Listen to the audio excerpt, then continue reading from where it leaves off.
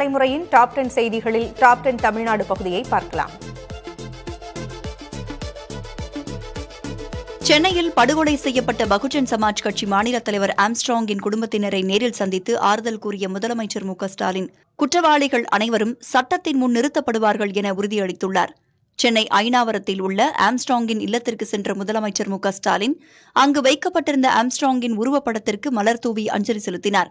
பின்னர் ஆம்ஸ்ட்ராங்கின் மனைவி பொற்கொடிக்கு ஆறுதல் கூறினார். அப்போது கண்ணீர் விட்டபடி முதலமைச்சர் மு.க.ஸ்டாலினிடம் பொற்கொடி பேசினார். முதலமைச்சருடனான சந்திப்பின் போது ஆம்ஸ்ட்ராங்கின் 1.5 வயது பெண் குழந்தையுடன் அவரது உறவினர்களும் உடனிருந்தனர். இதைத் தொடர்ந்து தமிழக அரசு வெளியிட்ட செய்திக்குறிப்பில், கொடும் குற்றத்தில் ஈடுபட்ட அனைவரும் கைது செய்யப்பட்டு சட்டத்தின் முன் நிறுத்தப்படுவார்கள் என ஆம்ஸ்ட்ராங்கின் குடும்பத்தினரிடம் முதலமைச்சர் மு.க.ஸ்டாலின் உறுதியளித்துள்ளதாக தெரிவிக்கப்பட்டுள்ளது. ஆம்ஸ்ட்ராங்கின் இறுதி மரியாதைக்கு தேவையான பாதுகாப்பு உள்ளிட்ட அனைத்து ஏற்பாடுகளையும் அரசு செய்து தந்ததாகவும் அதில் தெரிவிக்கப்பட்டுள்ளது. கடந்த 5ஆம் தேதி பெரம்பூரில் வீட்டின் எதிரே வெட்டிக் கொல்லப்பட்ட ஆம்ஸ்ட்ராங்கின் உடலுக்கு பகுஜன் சமாஜ் தேசிய தலைவர் மாயாவதி உள்ளிட்ட தலைவர்கள் நேரில் அஞ்சலி செலுத்தினர்.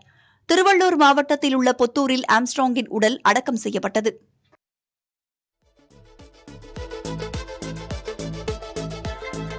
பகுஜன் சமாஜ் கட்சி தலைவர் ஆம்ஸ்ட்ராங் கொலைக்கு பின்னணியில் இருப்பது யாராக இருந்தாலும் அவர்களை கண்டறிந்து தண்டிப்பதில் உறுதியாக இருப்பதாக முதலமைச்சர் மு.க.ஸ்டாலின் குறிப்பிட்டுள்ளார்.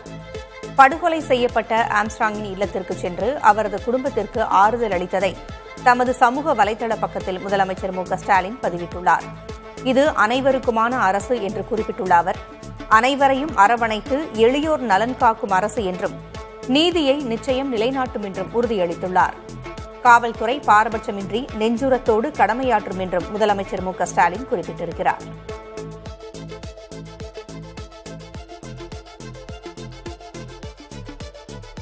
பகுஜன் சமாஜ் கட்சியின் தமிழ்நாடு தலைவர் ஆம்ஸ்ட்ராங் படுகொலை செய்யப்பட்ட நிலையில் இது தொடர்பாக இயக்குநர் ப. ரஞ்சித் தமிழக அரசிடம் பல்வேறு கேள்விகளை எழுப்பியுள்ளார். தனது எக்ஸ் தள பக்கத்தில் அவர், காவல் நிலையத்திற்கு அருகிலேயே கொலை நடந்திருப்பதன் மூலம் தமிழக சட்டம் ஒழுங்கு குறித்து கொலையாளிகளுக்கு எத்தகைய பயம் இருக்கிறது என்பதை புரிந்து கொள்ளலாம் என குறிப்பிட்டிருக்கிறார். சட்டம் ஒழுங்கை சீர் செய்ய என்ன செயல் திட்டம் உருவாக்கப் போகிறீர்கள் எனவும் கேள்வி எழுப்பினார். சரணடைந்தவர்கள் சொல்வதையே வழிமொழிந்து வழக்கை முடித்துவிட காவல்துறையினர் ஆர்வம் காட்டுவதாக குறிப்பிட்டுள்ள அவர், இதற்கு பின்னால் ஆருத்ரா இருக்கிறது என்ற பார்வையில் காவல்துறையின் நிலைப்பாடு என்ன என வினவியுள்ளார்.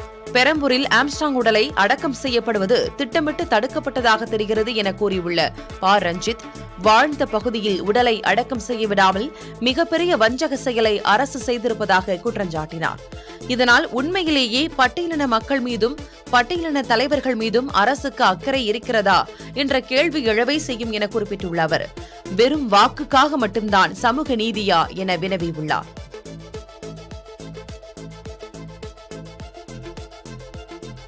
ஆம்ஸ்ட்ராங் படுகொலை சம்பவத்தை வைத்து மாநில அரசை விமர்சித்துள்ள இயக்குநர் ப. ரஞ்சித்திற்கு திமுக பல்வேறு கேள்விகளை எழுப்பியுள்ளது. இதுகுறித்து திமுக செய்தி தொடர்பாளர் சரவணன் வெளியிட்டிருக்கும் பதிவில், ஆம்ஸ்ட்ராங் படுகொலை சம்பவம் குறித்து விசாரணை நடைபெற்றுக் கொண்டிருக்கும் போதே திமுகவின் மீது அபாண்டமான குற்றச்சாட்டுகளை ப. ரஞ்சித் அடுக்கியிருப்பதாக விமர்சித்துள்ளார். விசாரணை முடிவதற்குள் விசாரணை போக்கை வெளியில் சொல்லக்கூடாது என்ற அடிப்படையை கூட அறியாதவரா ப. ரஞ்சித் என்ற கேள்வி எழுப்பியுள்ளார். ஒடுக்கப்பட்டவர்களின் விடிவெள்ளியாக செயல்படும் திமுகவின் மீது தலித் மக்களின் நலனுக்கு எதிரானவர்கள் என்ற போலி பிம்பம் சமூக வலைதளங்களில் பல மடங்கு வீரியத்துடன் கட்டமைக்கப்படுவது தங்களுக்கு தெரியாதா என்றும் கேள்வி எழுப்பினார். தமிழ்நாட்டின் காவல்துறை சிறப்பான அமைப்பு என்று தெரிவித்திருக்கும் அவர், இந்த வழக்கில் எல்லா குற்றவாளிகளையும் கண்டறிந்து அவர்கள் யாராக இருந்தாலும் சட்டத்தின் முன் நிறுத்தி தண்டனை பெற்றுத்தரக்கூடிய வல்லமை பெற்றவர்கள் தமிழக காவல்துறையினர் என்று தெரிவித்துள்ளார். இதற்கிடையே திமுகவை தலித் மக்களின் நலன்களுக்கு எதிரான கட்சி என கட்டமைக்க பாஜக வெகு காலமாக முயன்று வருவதாகவும், அதில் பாஜக தொடர்ந்து படுதோல்வியை சந்தித்துக் கொண்டிருப்பதாகவும் குறிப்பிட்டிருக்கிறார்.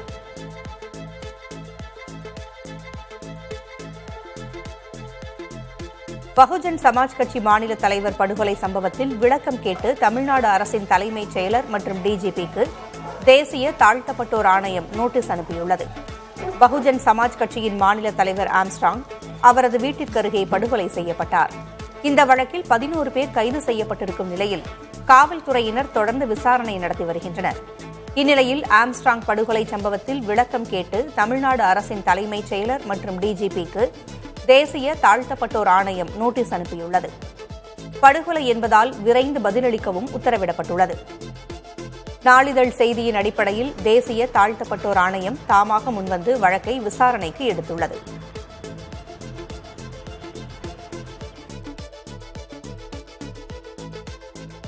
திமுக அரசின் முதலமைச்சரிடம் சட்டம் ஒழுங்கை பாதுகாக்க வலியுறுத்தி எந்த பயனும் இல்லை என்று அதிமுக பொதுச் செயலாளர் எடப்பாடி பழனிசாமி குற்றம் சாட்டியுள்ளார். எடப்பாடி பழனிசாமி வெளியிட்டிருக்கும் எக்ஸ் தள பதிவில் 24 மணி நேரத்திற்குள் நடந்த பல்வேறு படுகொலைகளை சுட்டிக்காட்டியுள்ளார். மக்கள் பணியில் தான் உள்ளோம் என்ற அர்ப்பணிப்போடு தமிழ்நாட்டின் சட்டம் ஒழுங்கை காக்க காவல்துறை அதிகாரிகளை கேட்டுக் கொள்வதாக எடப்பாடி பழனிசாமி குறிப்பிட்டிருக்கிறார். திமுக அரசின் முதலமைச்சரிடம் சட்டம் ஒழுங்கை பாதுகாக்க வலியுறுத்தி எந்த பயனும் இல்லை என்றும் அவர் சாடியுள்ளார். திமுக ஆட்சியில் தமிழ்நாட்டில் யாருக்கும் பாதுகாப்பு இல்லை என்று உறுதியாகிவிட்டது. எனவே நமக்கு நாமே பாதுகாப்பு எனவும் எடப்பாடி பழனிசாமி தனது பதிவில் தெரிவித்துள்ளார்.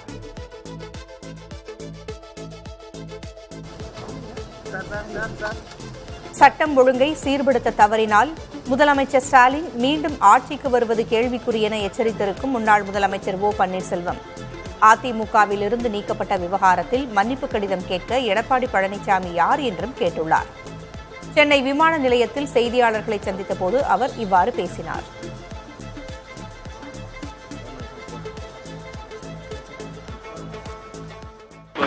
சட்டம் ஒழுங்கு தமிழகத்தில் சீர்கெட்டு கிடக்கிறது. அதை சரிப்படுத்தக்கூடிய வழியை மாண்புமிகு முதலமைச்சர் அவர்கள் செய்ய வேண்டும். செய்ய தவறினால் அவர் மீண்டும் ஆட்சிக்கு வருவது கேள்விக்குறியாக படுதோல்வி அடைவார். கட்சியை இணைப்பதுதான் ஒரே வழி. நடைபெற இருக்கின்ற ஊரக உள்ளாட்சி தேர்தலில் வெற்றி பெற வேண்டும். அதற்கு பின்னால் நடைபெற இருக்கின்ற சட்டமன்ற தேர்தலில் வெற்றி பெற வேண்டும் என்று சொன்னால் கட்சி இணையாமல் அது சாத்தியம் இல்லை என்பதுதான் என்னுடைய தனிப்பட்ட கருத்து மட்டுமல்லாமல் பொதுமக்களுடைய கருத்தாகவும் கட்சியினுடைய அடிப்படை தொண்டர்களின் கருத்தாகவும் இருக்கிறது. எடப்பாடி பழனிசாமி என்னை மன்னிப்பு கடிதம் கொடுக்க சொல்லுங்க. அவர் யார்? அவர் யார்? ஏற்கனவே நான் தொண்டர்களையும் பொதுமக்களையும் சந்தித்து கொண்டுதான் இருக்கிறேன். மாண்புமிகு சின்னம்மா அவர்கள் சந்திக்கிறார்கள். அவருடைய முயற்சி வெற்றி பெறட்டும் என்று.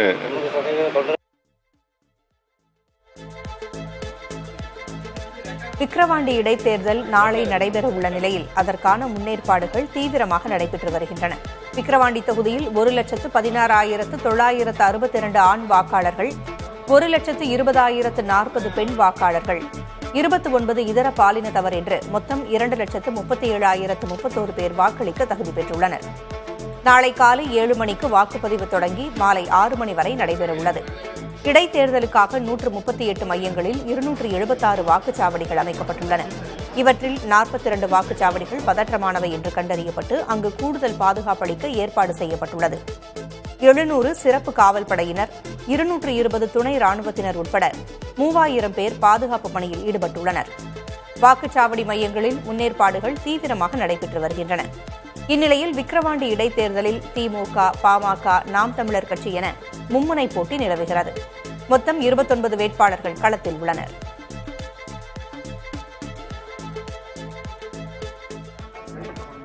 புதிய குற்றவியல் சட்டங்களில் திருத்தங்களை பரிந்துரைக்க முதலமைச்சர் மு.க.ஸ்டாலின் ஒரு நபர் குழுவை அமைத்ததற்கு முன்னாள் நிதியமைச்சர் ப. சிதம்பரம் வரவேற்பு தெரிவித்துள்ளார். இது தொடர்பாக சமூக வலைதளத்தில் பதிவிட்டுள்ள அவர், குற்றவியல் சட்டங்களில் திருத்தங்களை மேற்கொள்ள மாநில அரசுக்கு தகுதி இருப்பதாக குறிப்பிட்டுள்ளார். திருத்தங்கள் மேற்கொள்வதற்கான பரிந்துரைகளை அளிக்க நீதியரசர் சத்யநாராயணனை நியமித்ததற்கும் ப. சிதம்பரம் வரவேற்பு தெரிவித்துள்ளார். நீதிபதிகள், வழக்கறிஞர்கள், காவலர்கள், சட்ட ஆசிரியர்கள், அறிஞர்கள் மற்றும் மனித உரிமை ஆர்வலர்கள் உட்பட அனைத்து தரப்பினரிடமும் ஒரு நபர் குழு ஆலோசனை நடத்த வேண்டும் என அவர் கேட்டுக் கொண்டுள்ளார். நீதித்துறையின் நவீன கோட்பாடுகளுடன் ஒத்துப்போகும் குற்றவியல் சட்டங்களை நாம் இயற்ற வேண்டும் எனவும் ப. சிதம்பரம் வலியுறுத்தியுள்ளார். பொறியியல் படிப்புக்கான தரவரிசை பட்டியல் நாளை வெளியிடப்பட உள்ளது.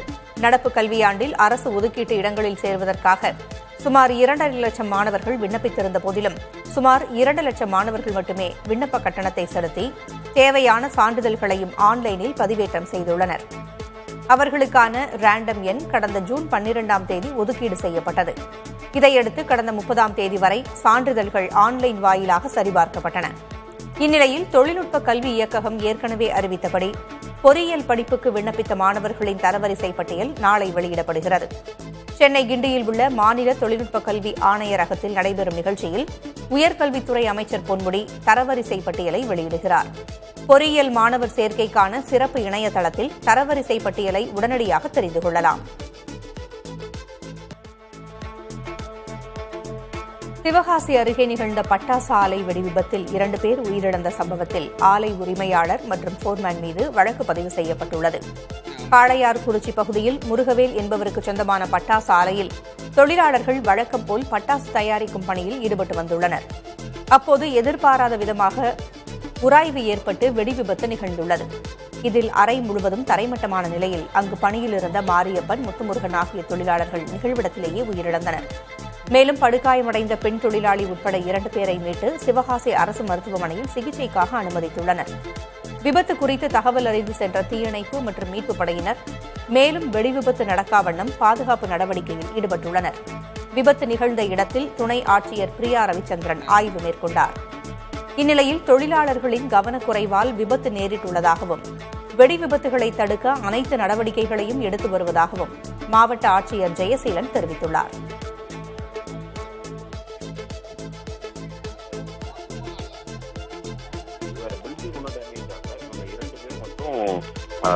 அந்த வெடி விபத்துல இறந்திருக்கிறாங்க. அதனால அவங்களுடைய கவனக்குறைவால் நடந்துச்சு அப்படின்னு பேசிக் இன்ஃபர்மேஷன் தெரிய வருது. 80க்கும் மேற்பட்ட ஆலைகளுடைய உரிமத்தை ரத்து செஞ்சிருக்கோம். அவங்களுடைய பல்வேறு விதிமுறைகள் இதை ஆய்வு பண்ணி 80க்கும் மேற்பட்ட ஃபேக்டரிஸோட லைசன்ஸை டெம்பரரியா சஸ்பெண்ட் பண்ணியிருக்கோம். மறுபடியும் அவங்களுக்கு லைசன்ஸ் கொடுத்து நடத்துகிற ஃபேக்டரிஸ்ல ஆக்சிடென்ட் வர்றப்ப அவங்களுடைய விதிமீறல்கள் இருக்கிறப்ப அவங்களுடைய உரிமத்தை நிரந்தரமாகவும் ரத்து பண்ணியிருக்கிறோம். இந்த மாதிரியான நடவடிக்கைகள் தொடர்ச்சியாக எடுத்துட்டு இருக்கிறோம். இன்னொன்று அங்கே இருக்கக்கூடிய தொழிலாளர்கள், போர்மேன் உள்ளிட்ட பணியாளர்களுக்கான பயிற்சி, அது பயிற்சிக்குன்னு தனி ஒரு பயிற்சி நிறுவனம் சிவகாசியில் இருக்கு. ஏறத்தாழ ஒரு 80க்கும் மேற்பட்ட நிறுவனங்கள் முழுமையாக அந்த பயிற்சியும் வழங்கியிருக்கோம். மீதம் இருக்கிற நிறுவனங்களுக்கு தொடர்ச்சியாக அந்த பயிற்சி போயிட்டு இருக்கு. அடுத்தடுத்த ஒவ்வொரு குறிப்பிட்ட கால இடைவெளிக்குள்ள ஒரு ரெஃப்ரெஷிங் கோர்ஸ் பயிற்சிகளும் அவங்களுக்கு வழங்குவதற்கான நடவடிக்கைகளும் எடுத்துட்டு இருக்கு.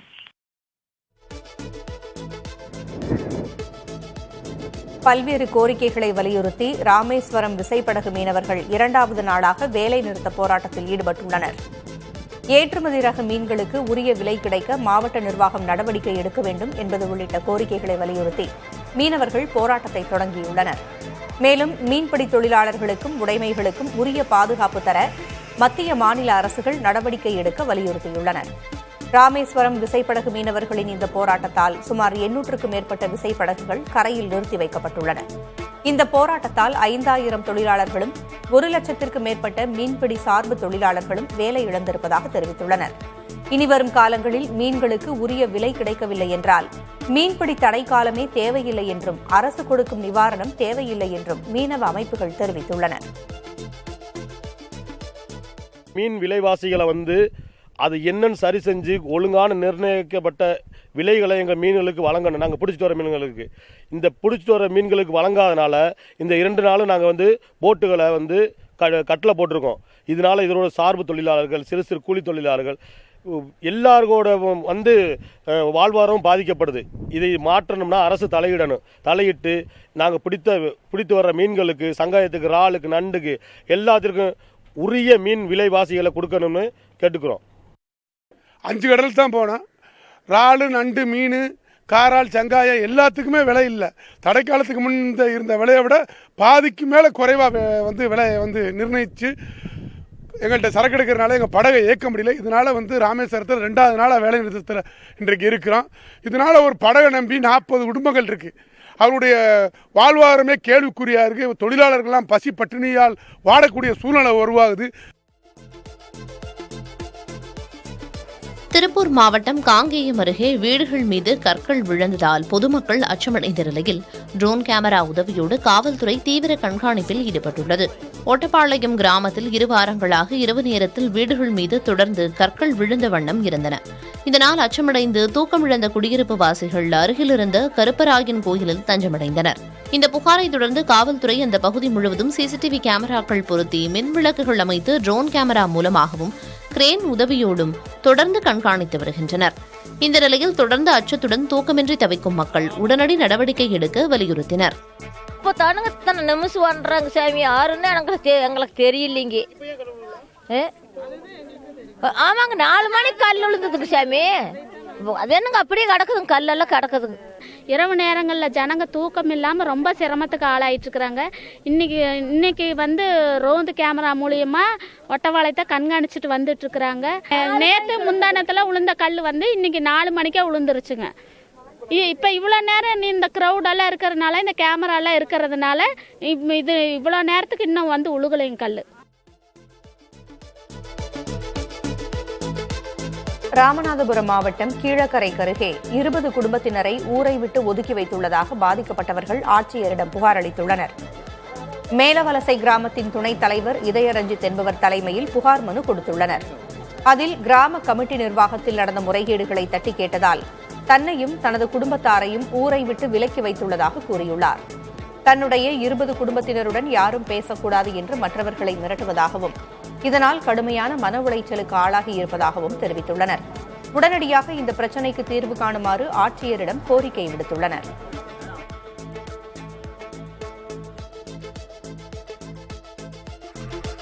தேனி மாவட்டம் ஆண்டிப்பட்டியில் 13ஆம் நூற்றாண்டைச் சேர்ந்த பாண்டியர் கால கல்வெட்டு கண்டெடுக்கப்பட்டுள்ளது. கடமலைக்குண்டு அரசு பள்ளி ஆசிரியரும் தொல்லியல் ஆர்வலருமான செல்வம் மயிலாடும்பாறை பால்வண்ணநாதர் கோயிலில் ஆய்வு மேற்கொண்டுள்ளார். அப்போது கல்வெட்டு ஒன்றை கண்டறிந்துள்ளார்.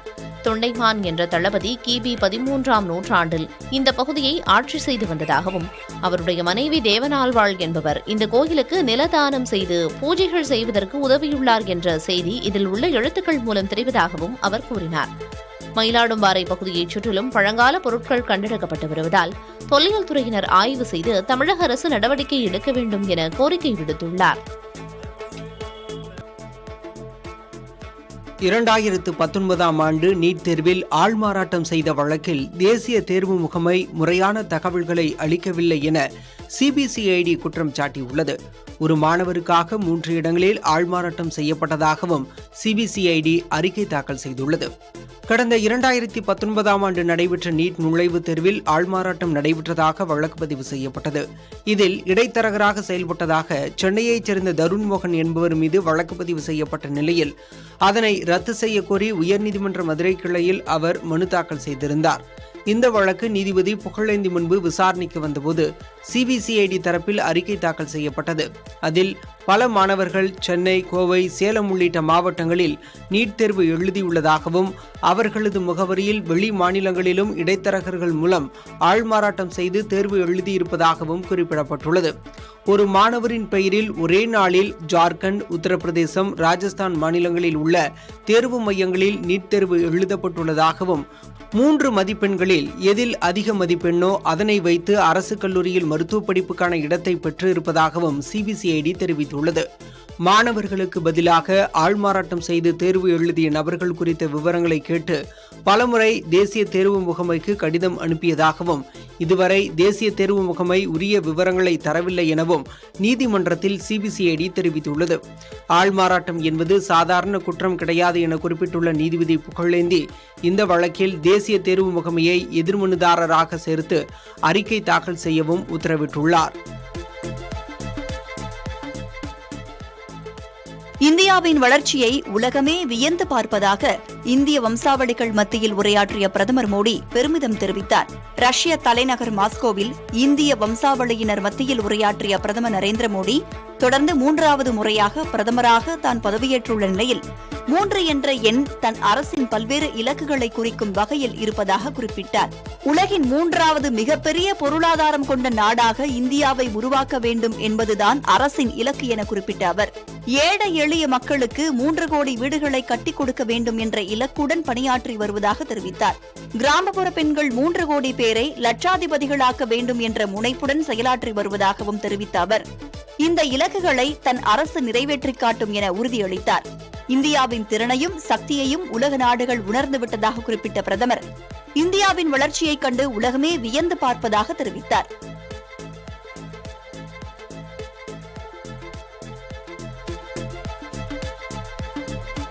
எதிர்க்கட்சித் தலைவராக ராகுல் காந்தி பொறுப்பேற்ற பிறகு முதல் முறையாக தன் தொகுதியான ராய்பரேலிக்கு வந்துள்ளார். உத்தரப்பிரதேச தலைநகர் லக்னோவுக்கு விமானத்தில் சென்றடைந்த அவர் அங்கிருந்து சாலை மார்க்கமாக ராய்பரேலிக்கு வந்தடைந்தார். மணிப்பூரிலிருந்து தனி விமானத்தில் வந்த ராகுல் காந்தி ஃபர்சாட்கான்ஜ் பகுதிக்கு வந்திறங்க திட்டமிடப்பட்டிருந்த நிலையில் மோசமான வானிலை காரணமாக அவரது விமானம் லக்னோவுக்கு திருப்பி அனுப்பப்பட்டது.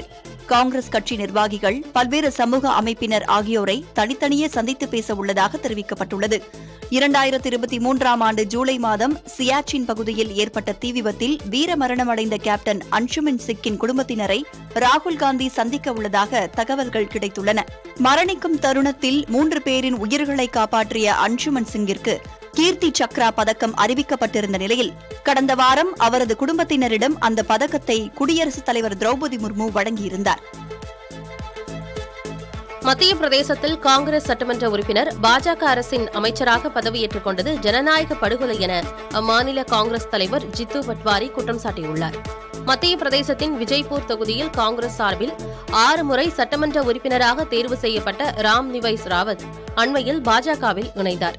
அவருக்கு அமைச்சர் பதவி வழங்கப்படும் என பாஜக தெரிவித்திருந்த நிலையில் 2 மாதங்களாக அது உறுதிப்படாமல் இருந்தது. இதனால் காங்கிரஸ் சட்டமன்ற பதவியை ராஜினாமா செய்யாமலேயே பாஜகவிலும் ராம் நிவைஸ் ராவத் பொறுப்பு வகித்து வந்துள்ளார். இந்நிலையில் பாஜக அரசின் அமைச்சரவையில் அவரை இணைத்துக் கொண்டார் முதலமைச்சர் மோகன் யாதவ். இதையடுத்து நடைபெற்ற பதவியேற்பு விழாவில் கேபினெட் அமைச்சர் என்பதற்கு பதிலாக இணையமைச்சர் என கூறி அவர் பதவியேற்றார். இதனால் அங்கு குழப்பம் நிலவியதால் வார்த்தையை திருத்திக் கொண்டு கேபினெட் அமைச்சர் என கூறி 15 நிமிடங்களில் அவர் மீண்டும் பதவியேற்றுக் கொண்டார். பாஜக அமைச்சராக பதவியேற்ற பின்னரே தமது காங்கிரஸ் எம்எல்ஏ பதவியை ராஜினாமா செய்வதாக சபாநாயகர் நரேந்திர சிங் தோமருக்கு அவர் கடிதம் அனுப்பியுள்ளார்.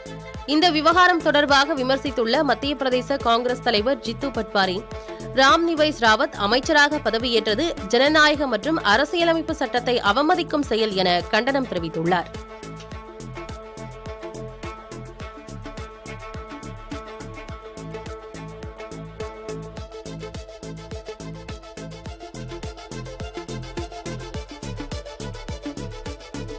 கன்னட நடிகர் தர்ஷன் சிக்கியுள்ள கொலை வழக்கில் குற்றப்பத்திரிகையை தயாரிக்கும் பணியில் காவல்துறையினர் ஈடுபட்டுள்ளனர். கர்நாடக மாநிலம் சித்ரதுர்காவைச் சேர்ந்த ரேணுகாசாமி என்ற ரசிகரை கொலை செய்த வழக்கில் நடிகர் தர்ஷன் உட்பட 17 பேர் கைது செய்யப்பட்டு பரப்பன அக்ரஹார சிறையிலும் தும்கூர் சிறையிலும் அடைக்கப்பட்டுள்ளனர்.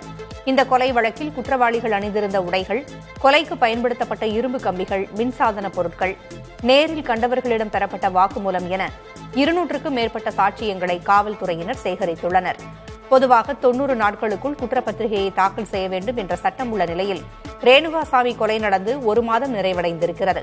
எனவே இதுவரை சேகரித்த சாட்சியங்களை வைத்து குற்றப்பத்திரிகை தயாரிக்கும் பணியில் காவல்துறையினர் ஈடுபட்டிருப்பதாக தகவல்கள் கிடைத்துள்ளன. விரைவில் நீதிமன்றத்தில் குற்றப்பத்திரிகை தாக்கல் செய்யப்பட உள்ளதாக கூறப்படுகிறது.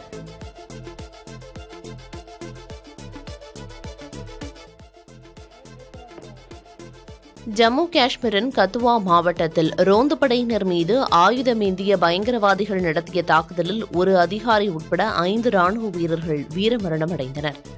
மேலும் 5 பேர் படுகாயமடைந்தனர். கத்துவா நகரிலிருந்து சுமார் 150 கிலோமீட்டர் தொலைவில் உள்ள பட்னோடா என்ற கிராமத்தின் வழியாக ராணுவத்தினர் வழக்கமான ரோந்து சென்றபோது ராணுவ வாகனம் ஒன்றின் மீது பயங்கரவாதிகள் குண்டு வீசி தாக்குதல் நடத்தியதுடன் துப்பாக்கியாலும் சுட்டனர். உடனடியாக ராணுவத்தினரும் அவர்களுக்கு உதவியாக காவல்துறையினரும் துணை ராணுவ படையினரும் பதிலடி தாக்குதல் நடத்தினர். பயங்கரவாதிகள் அருகில் இருக்கும் வனப்பகுதிக்குள் ஓடி ஒளிந்தனர். பயங்கரவாதிகள் அதிகமாக தாக்கிய ராணுவ வாகனத்தில் இருந்த 10 வீரர்களில் 5 பேர் வீரமரணமடைந்தனர். மேலும் 5 பேர் மருத்துவமனையில் அனுமதிக்கப்பட்டுள்ளனர். பாகிஸ்தானை தலைமையிடமாக கொண்டு செயல்படும் ஜெய்ஷ்-இ-முகமது பயங்கரவாத அமைப்பின் கிளை அமைப்பான காஷ்மீர் டைகர்ஸ் என்ற அமைப்பு தாக்குதலுக்கு பொறுப்பேற்றிருக்கிறது. பயங்கரவாதிகளை தேடும் பணி கடும் மழையிலும் தொடர்ந்தது. பயங்கரவாதிகளின் தாக்குதலுக்கு மக்களவை எதிர்க்கட்சித் தலைவர் ராகுல் காந்தி, காங்கிரஸ் தலைவர் மல்லிகார்ஜுன கார்கே, ஜம்மு காஷ்மீர் முன்னாள் முதலமைச்சர்கள் ஒமர் அப்துல்லா, மெஹபூபா முஃப்தி உள்ளிட்டோர் கடும் கண்டனம் தெரிவித்துள்ளனர்.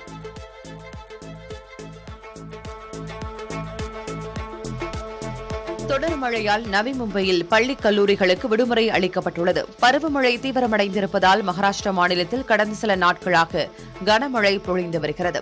மும்பையில் 6 மணி நேரம் பொழிந்த தொடர் மழையால் அந்தேரி, தாதர், குர்லா உள்ளிட்ட முக்கிய பகுதிகளில் போக்குவரத்து முற்றிலுமாக முடங்கியது. ரயில் நிலையங்கள் மற்றும் தண்டவாளங்களில் தண்ணீர் தேங்கியதால் மும்பையின் போக்குவரத்து உயிர்நாடியாக கருதப்படும் புறநகர் ரயில் சேவை பாதிக்கப்பட்டது.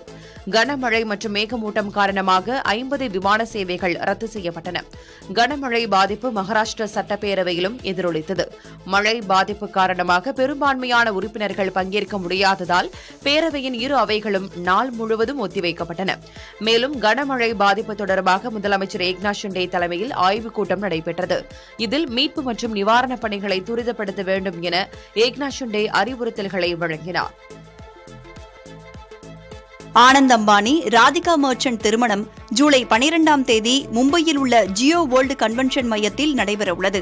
இதை முன்னிட்டு முகேஷ் அம்பானியின் அண்டிலியா இல்லத்தில் தினந்தோறும் ஆடம்பர நிகழ்வுகள் நடந்து வருகின்றன. பல வண்ண மலர்களால் அலங்கரிக்கப்பட்டுள்ள அண்டிலியா இல்லம் விருந்தினர்களால் நிரம்பி வழிகிறது. திருமணத்திற்கு விவிஐபிக்கள், தொழிலதிபர்கள், திரையுலக நட்சத்திரங்கள் என ஏராளமானோர் அழைக்கப்பட்டிருக்கின்றனர். இந்நிலையில் திருமணம் நடைபெறவுள்ள பந்த்ரா குர்லா காம்ப்ளெக்ஸில் உள்ள ஹோட்டல்களில் தங்கும் அறைகளின் கட்டணம் ஜூலை 12 முதல் 14ஆம் தேதி வரை பல மடங்கு உயர்ந்திருக்கிறது. வழக்கமாக ஒரு இரவு தங்குவதற்கு 13,000 ரூபாய் கட்டணம் வசூலிக்கப்பட்ட ஹோட்டல்களில் தற்போது 91,350 ரூபாய் என அதிகரிக்கப்பட்டுள்ளதாக கூறப்படுகிறது.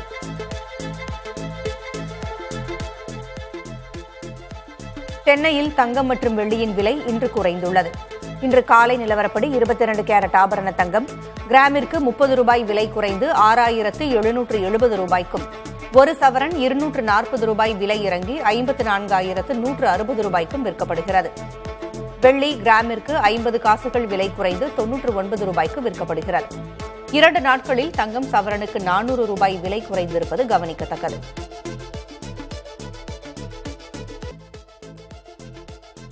இந்தியாவில் காரிஃப் பருவத்தில் நெல் சாகுபடி 19% அதிகரித்திருப்பதாக மத்திய வேளாண் அமைச்சகம் தெரிவித்துள்ளது. 2024-25ஆம் ஆண்டின் காரிஃப் பருவத்தில் நெல் சாகுபடி 19.35% அதிகரித்து 59,99,000 ஹெக்டேராக அதிகரித்திருப்பதாக மத்திய வேளாண் அமைச்சகம் தெரிவித்துள்ளது. இதுவே முந்தைய ஆண்டின் இதே காலத்தில் 50,26,000 ஹெக்டேரில் நெல் சாகுபடி செய்யப்பட்டிருந்தது. பருப்பு வகைகள் சாகுபடியும் கடந்த ஆண்டில் 23,78,000 ஹெக்டேராக இருந்த நிலையில் நடப்பாண்டில் 36,81,000 ஹெக்டேராக உள்ளதாக தெரிவிக்கப்பட்டுள்ளது. அதே நேரம் சிறுதானியங்கள் சாகுபடி 58,48,000 ஹெக்டேராக குறைந்திருப்பதாகவும், கடந்த ஆண்டின் காரிஃப் பருவத்தில் 82,08,000 ஹெக்டேரில் சாகுபடி செய்யப்பட்டிருந்ததாகவும் வேளாண் அமைச்சகம் கூறியுள்ளது.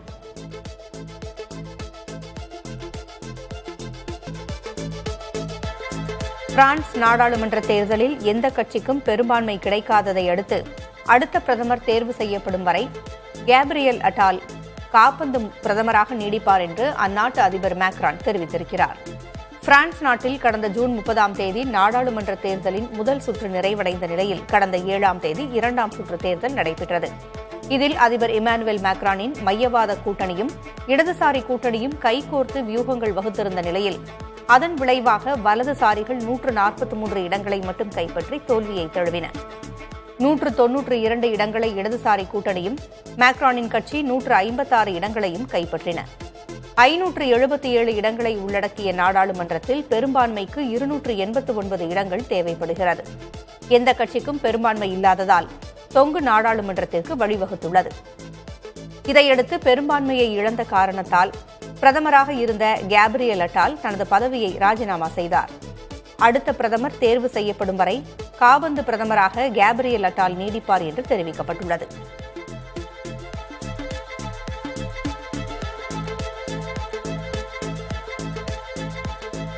ஏடிஎம் இயந்திரத்தில் பணத்தை மட்டுமே எடுப்பதை நாம் வழக்கமாக கொண்டுள்ளோம். ஆனால் அமெரிக்காவில் துப்பாக்கி குண்டுகளை பெற தனித்த இயந்திரங்கள் அறிமுகம் செய்யப்பட்டுள்ளன. துப்பாக்கி வைத்திருப்பவர்கள் எளிதாக குண்டுகளை பெறும் வகையில் இந்த ஏற்பாடு செய்யப்பட்டுள்ளது. முதற்கட்டமாக சோதனை முயற்சியில் அலபாமா, ஓக்லஹோமா மற்றும் டெக்சஸ் ஆகிய மாகாணங்களில் உள்ள சூப்பர் மார்க்கெட்டுகளில் இந்த வெண்டிங் இயந்திரங்கள் நிறுவப்பட்டுள்ளன. துப்பாக்கி வைத்திருப்பவர்கள் அடையாள அட்டையை காண்பித்து உரிய பணம் செலுத்தி தேவையான குண்டுகளை பெற வசதிகள் செய்யப்பட்டுள்ளன. எனினும் துப்பாக்கி குண்டுகளை பெற குறிப்பிட்ட எண்ணிக்கை நிர்ணயம் செய்யப்படாதது விமர்சனங்களுக்கு உள்ளாகியுள்ளது. அமெரிக்காவில் துப்பாக்கிச் சூட்டு சம்பவங்கள் அதிகப்படியாக நடக்கும் நிலையில் இதுபோன்ற முயற்சி அதனை கட்டுப்படுத்த உதவுமா அல்லது சட்டம் ஒழுங்கு பிரச்சினையை அதிகரிக்குமா என கேள்விகள் எழுந்துள்ளன.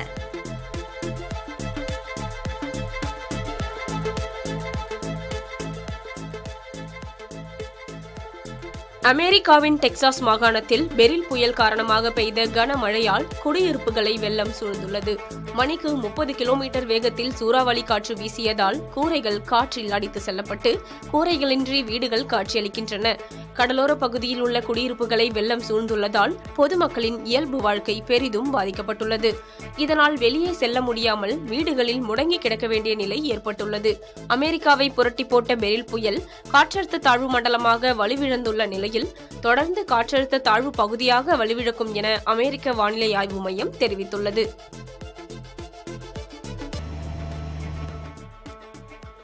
தென் அமெரிக்க நாடான பெருவில் தொல்பொருள் ஆராய்ச்சி மேற்கொள்ளப்பட்டு வரும் பகுதியில் 11 எலும்புக்கூடுகள் கண்டெடுக்கப்பட்டுள்ளன. லா லிபர்டட் மாகாணத்தின் ட்ருஜிலோ நகரின் புறநகர் பகுதியில் இந்த ஆராய்ச்சி மேற்கொள்ளப்பட்டு வருவதாக தொல்பொருள் ஆராய்ச்சியாளர்கள் தெரிவித்துள்ளனர். சிமோ எனப்படும் பண்டைய கால நாகரிகத்தின் அடையாளமாக விளங்கும் இந்த பகுதியில் சுவரை புனரமைக்கும் பணியில் ஈடுபட்டிருந்தபோது 11 எலும்புக்கூடுகளும் கண்டுபிடிக்கப்பட்டுள்ளதாகவும் இவை இளம் வயதினருடையது என்பதும் தெரியவந்துள்ளது. இவற்றுடன் வளையல்கள், காதணிகள் உள்ளிட்ட பல ஆபரணங்களும் கண்டெடுக்கப்பட்டுள்ளதாக ஆராய்ச்சியாளர்கள் தெரிவித்துள்ளனர். கண்டெடுக்கப்பட்ட பொருட்கள் அனைத்தும் 600 ஆண்டுகளுக்கு முந்தையதாக இருக்கக்கூடும் என கூறப்படுகிறது. துருக்கி நாட்டில் தயாரிக்கப்பட்ட செயற்கைக்கோளை ஸ்பேஸ் எக்ஸ் நிறுவனம் விண்ணில் செலுத்தியுள்ளது.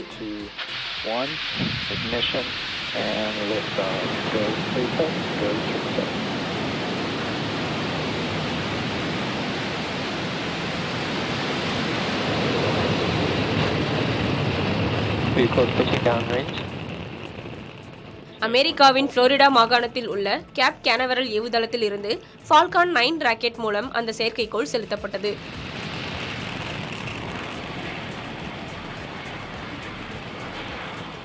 At T+30 seconds and counting, Falcon 9 has successfully lifted off from Slick 40 carrying the Turksat 6A satellite.